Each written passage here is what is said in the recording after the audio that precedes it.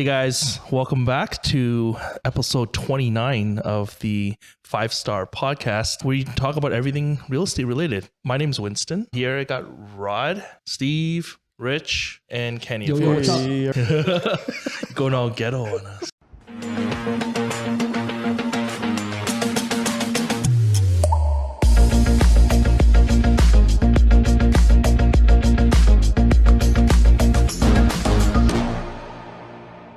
Yeah, today we have a little bit of a different topic. We're actually going to be talking about rooming houses. I'm not sure if the audiences know about it or even heard about it, but yeah, we're going to distinguish what it is versus what a traditional home is, and just kind of lean into that a little bit. Okay, so what is a rooming house, guys?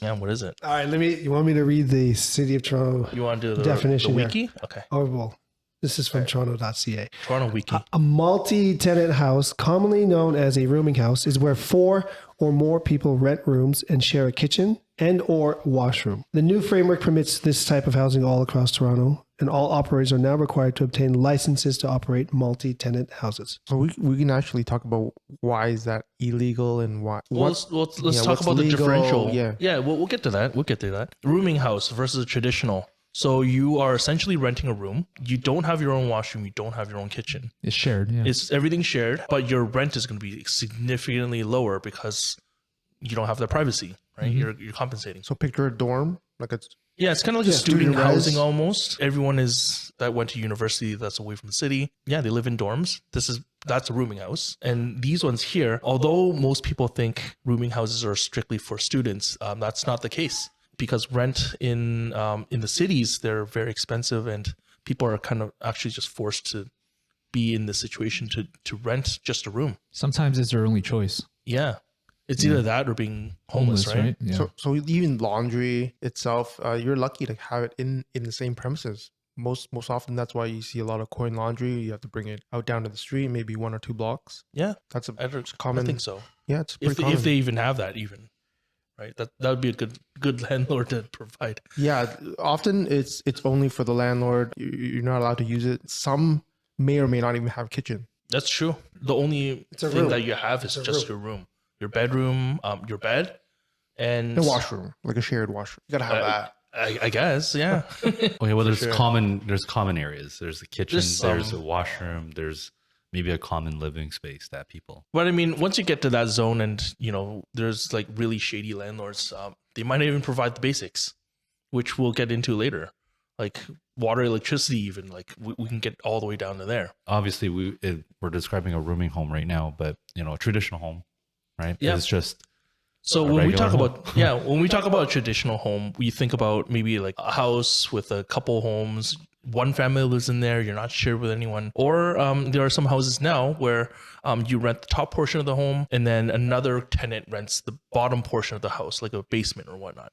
So that would still be considered like a traditional rental, because you have your own kitchen, your own washroom, your own like living quarters. right. It's like your own apartment. So having all those features, having your own kitchen and washroom, does that constitute as being legal? Like what's Well, we're not talking illegal? about legal. It's Legal? just like the differential between the different living situations. Yeah, I mean, So yeah, like rooming house versus like what most people think of a rental. yeah. There's So yeah, like apartments, same thing, right? Like you get all that essentials. It's all yours, exclusive use. I think that's what differentiates rooming house with traditional. Right. So yeah, the rooming home is just your exclusive use to a room.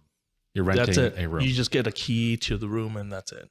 Yeah. and there's a lot of components that are shared. In terms of the landlord, there's very little thought in terms of the fire code, safety, like that aspect. Well, I think that's why they have the licensing now, because there's been several cases that's Yeah, happened. that's why in we're the bringing city. this up. There's some new laws being Actually, do you want to share implemented. the article, Winston? Let's see.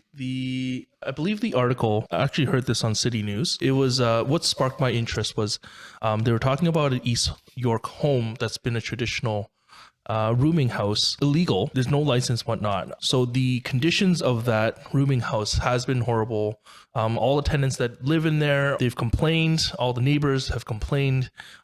City did nothing about it. What actually made this to the news was apparently there was a stabbing at that house. So now it becomes a much bigger issue than just regular living situations and legality and whatnot. And I think that's kind of what kicked the butt of the So that government, triggered right? that triggered the city to kind of do something about to finally address do this something issue. about rooming homes. Correct. That's really strange because they actually have bylaw officers that go around. Like if there's a complaint, right? Then There's a lot of complaints apparently at that house that But no they- one ever came. that's wow. Yeah. Quite surprised. Just want to say that rooming houses are currently not allowed in Scarborough, East York, and North York Okay. as of right now, but they will be allowed as of March 31st. with the- certain with the regulations, new rules, yeah. whatnot, yeah. Oh, they're not allowed, but they actually do exist. Well, there's illegally. plenty. Yeah. There's plenty. Just an example, like I believe I showed a house in Markham where it was like a single detached house with 4 bedrooms. I saw the living room cut into like 2 bedrooms. The master bedroom was cut into like in half, and there was like 8 rooms in there. So it was in pretty bad shape. Well, that's not bad. I mean, it's cut room, so you have dividers and stuff in the room. Is that what you mean by cut? No, they actually like built out like drywall, but it's Oh. just like a drywall. Okay. Oh, that's a step up from sheets. Well, that's slums, bro. College life, man. Oh, yeah. Was it a student Yeah, housing? Rod, Was it? tell us about rooming houses. What was your Well, experience with one of Tell those? us your experience. look, when we were, you know how college and university goes, Yeah, yeah. How is that? right? And so, how is it? Well, you guys were there. No, I've never been in a rooming experienced house, it. to be I've honest. experienced it. Didn't you see that when you guys? I were, observed. You observe. Landlords are trying to maximize, obviously, their profit. Yeah.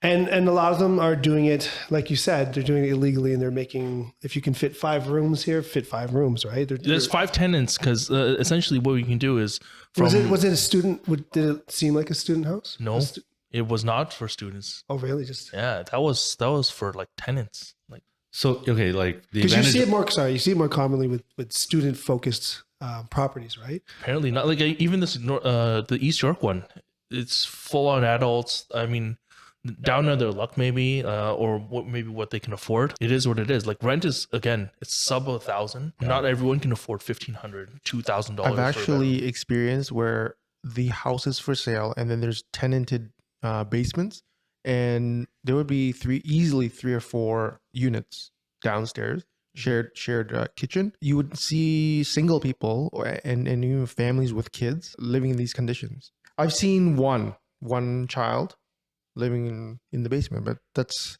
if they're new to the country. I mean, Well, they have no. The chances are, to get into the situation, you probably have very low income or next to no credit, and they Yeah. don't check. Yeah. Because if you don't pay, because they're already illegal, they'll just lock you out. They don't care.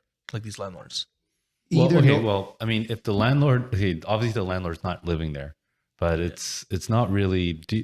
Do they fall under the Residential Tenancy Act? No, they're Like these already rooming illegal. homes- They're these already rooming illegal. homes, would you say they follow the? No, they don't, right? You're saying. They're illegal to start. Like you can get kicked. For you some can reason, I do literally think get it kicked out. does. it actually does because But no one's going to report it though. That's the problem, right? So when we get a little bit into the articles later, these tenants fear to report it because if they do report it and they do, essentially they become homeless if they report it. So what's their incentive? So you're saying some of the pros of these rooming houses is that, well, they can get a place without having to be credit checked. no credit check. no they employment. actually have a roof over their head. Right. They So have it's a door. an easy way to get into the market. And it's Just like to you live. said, sub 1,000, right?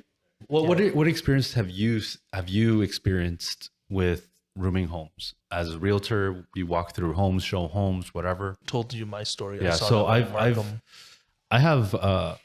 have a friend who lives next door to a rooming home, and he complains to me all the time about it being a rooming home. Not necessarily even a rooming home. It's just more of crowds moving in, and they would just kind of like cycle through. is it a house or like It's a house. It's a house. Yeah.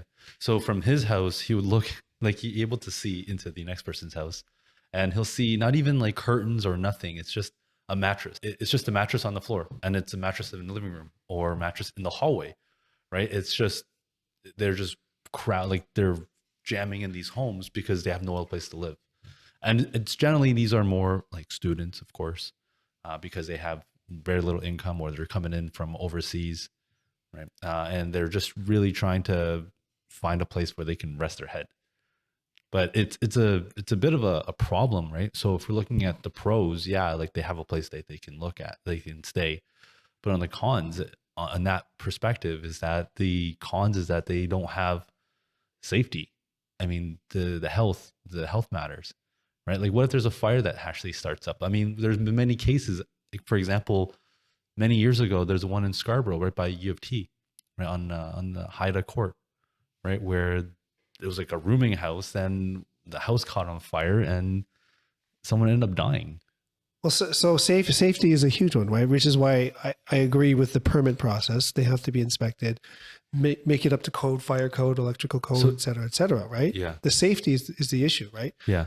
So this new licensing, is that what it is? It's basically trying to get the rooms, all these rooming homes up to code. Is that the deal? Yeah. So they're trying to regulate it. They're expanding their enforcement team, making checks, make sure it's all to the fire code, electrical code, hopefully making it more safe. But that's what's coming in effect this year. Or Yeah, I this mean, month, rather. let's talk a little bit about the fire code, because in terms of the requirement, there's just the fireproofing of the doors, fireproofing of the walls, ceilings, emergency exit. These are the key components for the regulation. I mean, tried to apply for my property before. To be a rooming home? Not a rooming home, but like any, not a rooming home, but a rental. But any, Not a rooming home per se. but any, I wish actually it's quite profitable from previous pods. Any rental property, in order going through the permit, like legal process, you have to, in terms of the fire code, you have to just make sure all these items are. I doubt on board. these rooming homes have proper fire code. Of I course doubt not. it. They're for highly illegal. No, but like going forward, like in terms of the enforcement process, I see that being some of the requirement. But I hope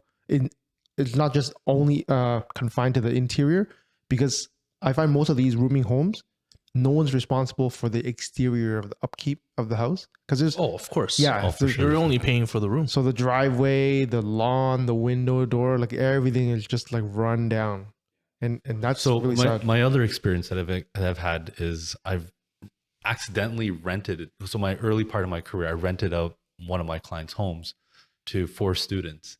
And what happened was they ended up overrunning the house with like all their friends that moved in. I So had a one similar time They let other people move in. yeah. Oh, so, it's a frat house. Oh wow. No, not even a frat house. It's worse. Well- It was worse than that. So what happened was, I walked in and like they had a problem with something, and I just went to go check in because like my landlord was not in town, so I went to go check. And the property, I was like, "Who are you? You're on the driveway." Their cars are just like parked all over the driveway, and there's just guys like hanging out outside by the doorway. And I'm walking in, and I'm like, who's all these people? Right? I didn't rent to you guys. Yeah. And I asked them like, who are you? And they're like, they didn't want to respond. They didn't want to say anything. Right? And they're living there. And they Were had, they paying or just staying there with their friends? I don't know how they were contributing. Maybe they're putting in some dollars, but I walked into the house and it was literally like just mattresses all over the living room. It was not even, I'm like, this is crazy. And what happened was about 2 or 3 weeks later, there was a big flood in the house. So one of the guys, they ended up breaking the tap or the sink and didn't know where the shut off valve was for the water. So it ended up flooding up the entire house. Yeah. So it was a bad situation. That was pretty Expensive.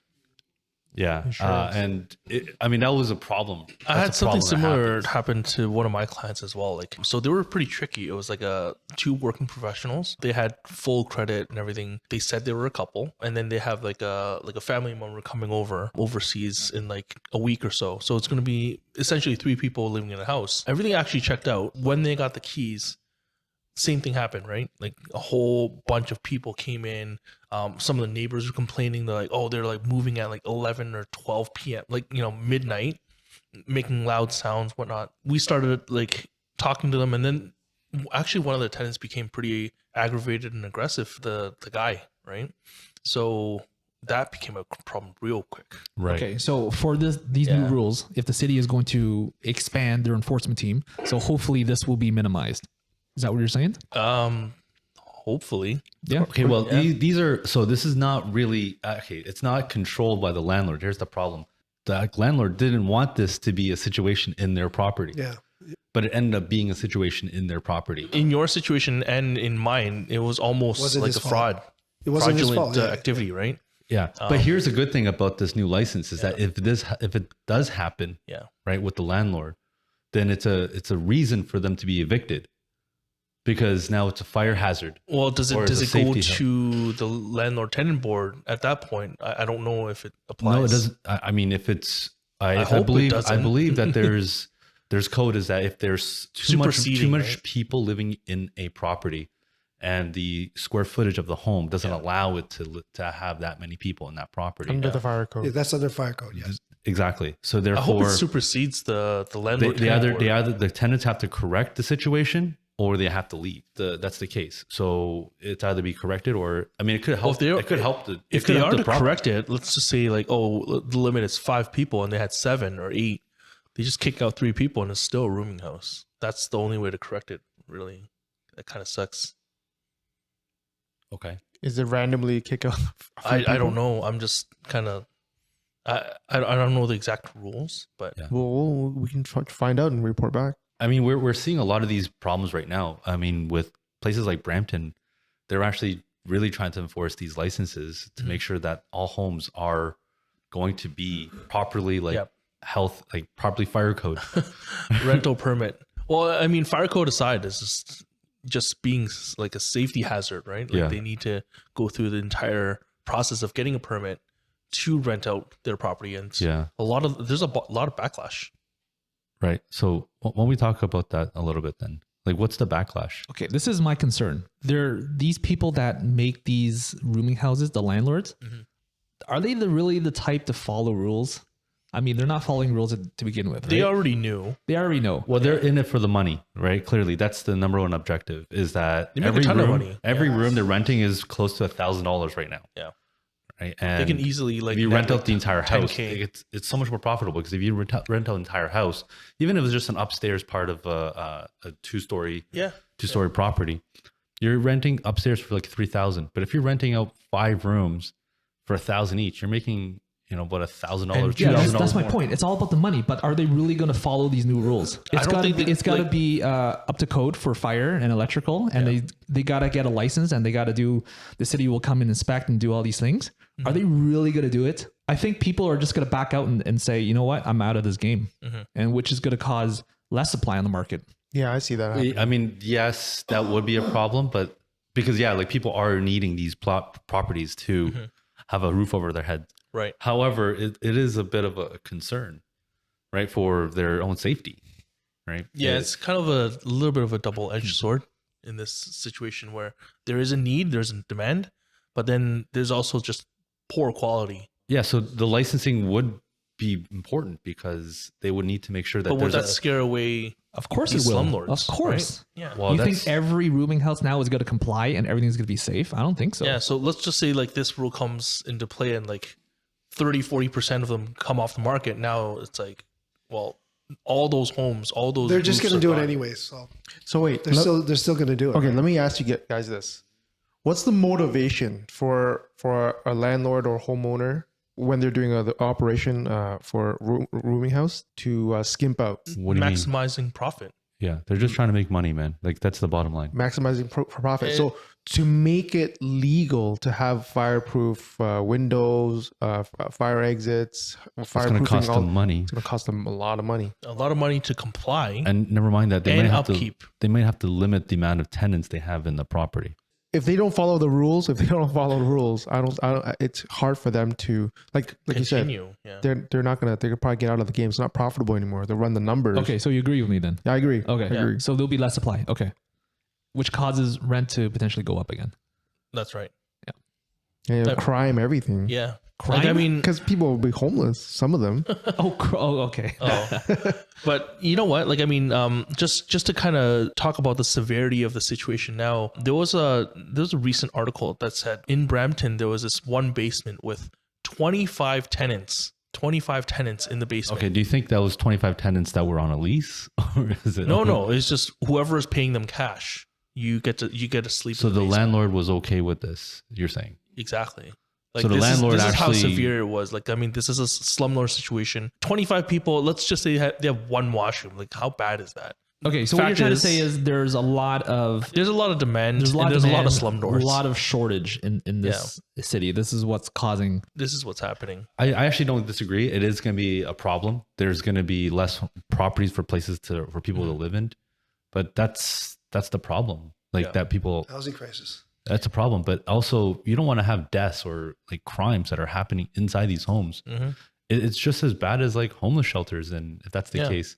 Because a lot of these homeless people don't even want to live in a homeless shelter because they feel like it's unsafe inside.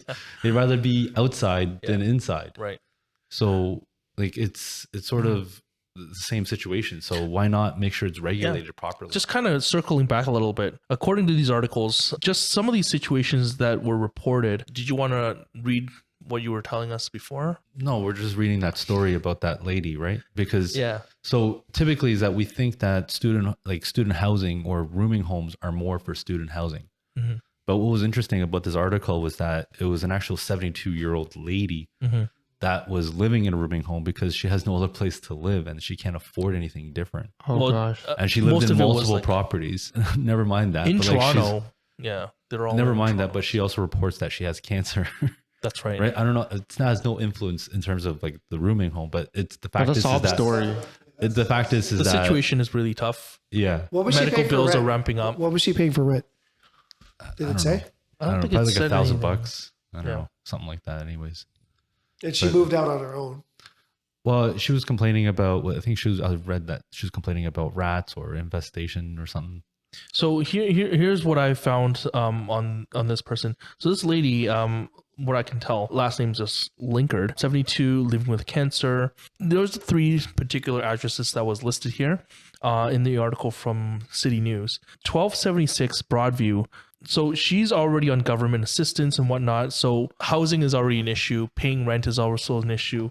On top of medical bills, like she's kind of forced in this situation. Like at first when they applied for this, everything was okay, but then it just became like rat problems in the back. Had to beg the landlord to remove all this trash in the back. Pest control was an issue.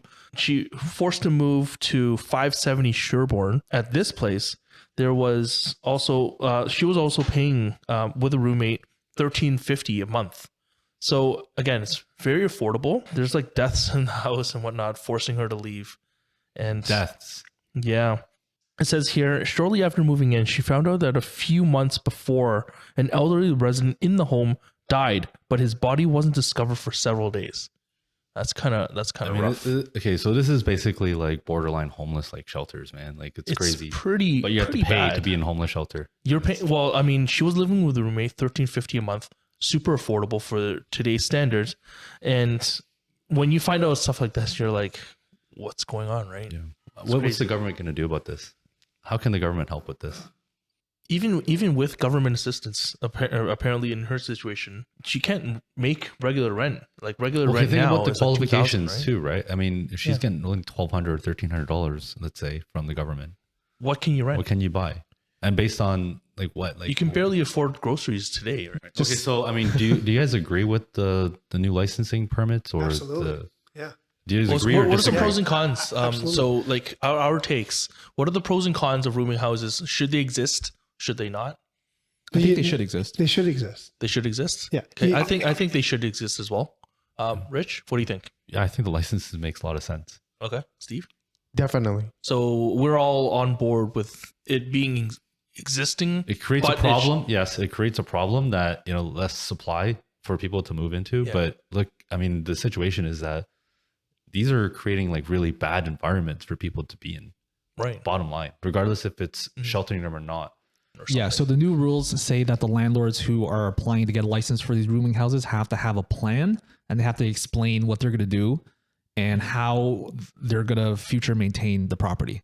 So that's one of the requirements So it's to like a get a business license. plan almost. Yeah, it's like a business plan. How many Okay. landlords are going to do that? How many Yes. small time landlords are going to do that? It's- Very, very few. Mm-hmm. So I think these new rules are good. They're a step in the right direction, but it's not going to be the overall solution. I think that it's going to benefit maybe corporations that Yeah. they have a team of lawyers and Property managers. property managers that can make sure enforce all this, the yeah. rules are Yeah. are there.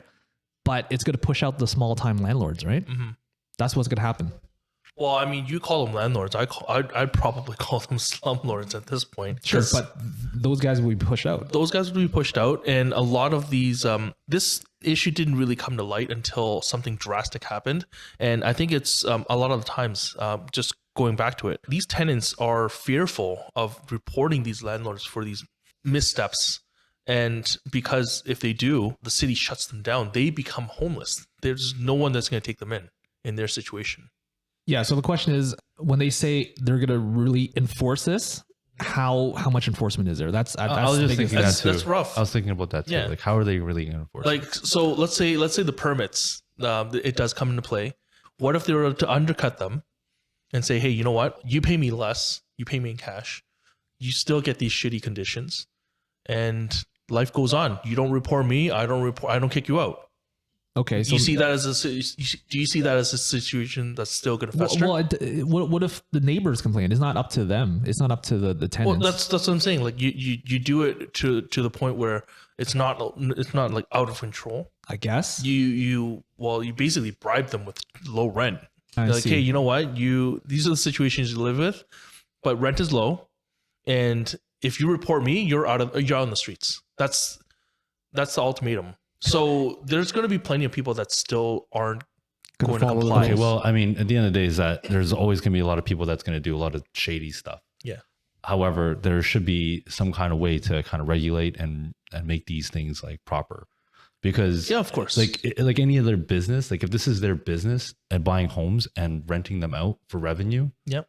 then there should be some kind of proper licensing There to should go be. with it. But there has to be some sort of motivation to have these owners actually license themselves. So maybe like a tax break or something. I don't know. Like it's some sort of tax incentive. break. What? No, it just eliminates slumlords, man. Like it just Well, cuts them out. The thing is, there's no tax breaks because they're taking cash anyways. I know, but Slumlords. what's going to take a slumlord and actually go To make through them all a these landlord. steps? To make him legit. That's what he's saying, right?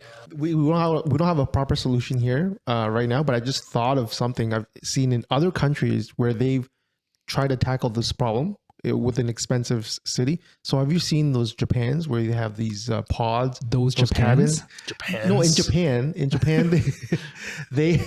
they have a Micro housing. apartments. Micro apartments. They're like micro pods. The situation is compact, yet it's sanitary, Like the hygienic. pod So hotels. you're saying Pod so you're hotels. saying basically like have a corporation open up like pods. Yeah, okay, is that private or government? I think private would be Okay, profitable. so It's a maybe good- entice some private companies to build these. right. Yeah, that would be a good option. Like have a grant. So imagine Some this: sort, like that would be- you rent out like 20,000 square feet, and you put like 100 pods in. Yeah, yo, It's that's like the Matrix. my next business plan. Well, Maybe they'll that's have the proper facilities. They will. They'll have proper security. Yeah, They'll have it would be like a a hotel. livable environment. lockable pod. but you need I to guess. give some sort of incentive to these corporations to do it. I'm sure there's people that's going to want to do it. There's a lot of nonprofits that would probably want to like fund No, or do it crowdfund for- Those money. are like inefficient, man. Do you it need, for you need like profit. You need private money. yeah, you need private like competition money, man. So That's what I'm saying. Like a tax break to private companies to build these. That's a good solution. sure I- that- I I think that's a good solution, right? Like They have the means to have it all licensed properly. totally. I that's think true. so. Not small time landlords. I mean, I'm sure some will. The small landlords, but again, if they're rooming housing now, how likely are they going to keep it following can the rules? actually like I mean, it can be like government mandated projects too if they really want to do it. But Yeah, let's they're not go gonna do there it. again. Those government. They won't do it. housing. I know they won't do it. But Okay. Well, I mean, these new rules come effect March 31st, so let's see what happens. Maybe we'll do like another update episode and see. if you guys have any suggestions or opinions, please leave a message. We'll try to reply to them. Yeah, actually, it'd be good to hear from people like what they think their solutions. Yeah, exactly. Or whether or not this is like this situation, like any type of pros or cons, let us know what you think. Yeah, check out our show. Link in the bio. Can we call it a show? Check out our show. They are checking out our show if they're listening to They're this. already Fair checking enough. it out. Yeah. Check But- out other episodes. Check. Anyways, Keep checking. Okay. I think it's a good time to call it. Yeah. If you like our content, please like, share, and subscribe, and we'll see you in the next one. All right. Take care, guys. Later, guys. Later. Thank you.